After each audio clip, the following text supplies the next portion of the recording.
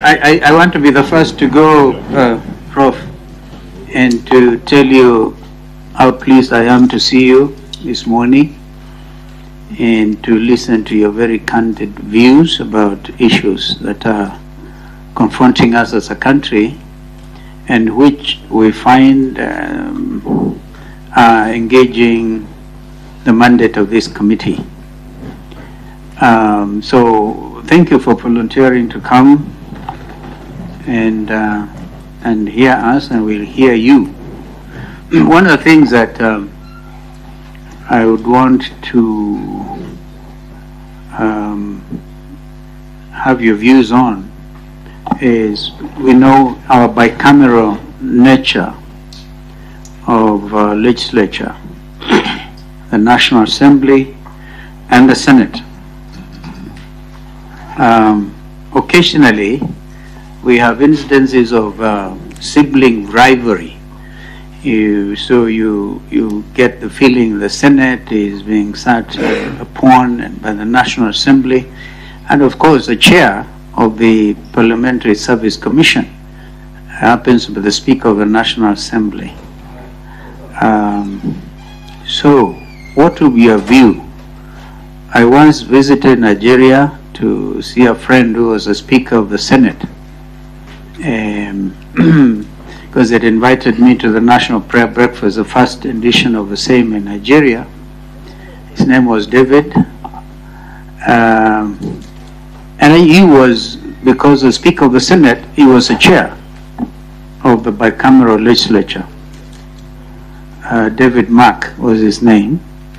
And I find that personally, because of what you said, the oversight role of the Senate, even in our country, seems to be more defined as presently constituted than, forgive me, majority leader and minority leader, the National Assembly, than it is in the case of the National Assembly.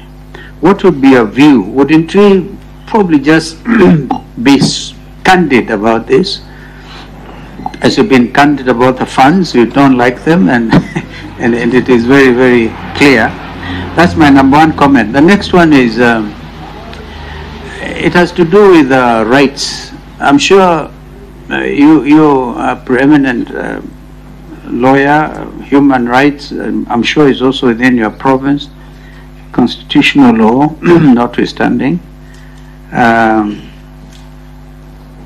If you give a people a constituency, and then they hear that this committee, in its wisdom or lack of it, has come up with recommendations to do away with 190 constituencies, wouldn't you think that is disenfranchising our people?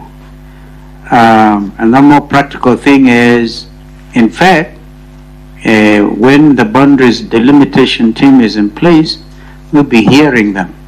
You'll be hearing people saying, we want, because the closer the administration is, the closer the member of parliament is to the people, the MCA, the better it is. Because the maxim, you know, there can be no taxation without representation. And this issue of taxation, I don't know whether you really dealt with it, the high cost of living. Eugene, I'm sure if he gets a time, he'll be able to address you extensively on that. Because you said the role of the MP is to tax, and then to collect revenue, tax, and then oversight. This is the ideal situation. So, on those 2 points, I really would want to gain your wisdom. And as I said, it's so good to see you again. I was Vice President when you were Attorney General, and clearly this country owes you plenty. I thank you. Thank you. Thank you. Wacha, AG, we will ask you to be noting the questions we take around, then you will answer. And maybe I'll go second round before I give the Honorable Pio and I, Hassan Omal, then Honorable Eugene Omalo. And Wambilianga will close for us if Mugani will not have any. You spoke on the question of the constitution of IEBC, and you did indicate that the IPPG model was what you described as unmitigated disaster for the country. And you seem to prefer the professional mode of appointment of IPPG. I just want clarification whether that would be what has been proposed by one of the professional organizations as going for a professional sort of human resource consultant to recruit the commissioners, or the current model that we have where you have a panel that then goes to look out for professionals through a competitive process. I want to hear your view on that. What, in your view, would be that professional model to use? Then, in reconstituting that IEBC, from your experience as AG, because you say you are involved in the reconstitution of IEBC, and I believe that time you were AG, it was a panel model that was used, as it still is in the laws today.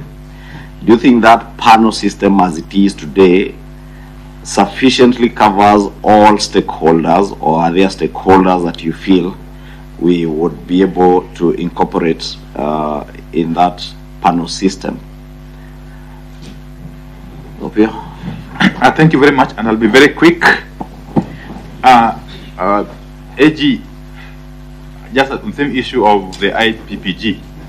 In fact, I was rather surprised when you described the IPPG as unmitigated disaster.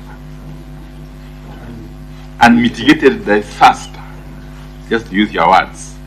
And yet we know for sure that every time we have reconstituted the IBC, or electoral body for that matter, it has been in response to a political situation. If you agree with me. Mm-hmm. Yes. I do. Then how this IPPG, from my recollection, was meant to address a political situation then, in 1997. Remember, it came at the backdrop of the clamor for reforms. And the mantra then was no reforms, no elections. And it's also documented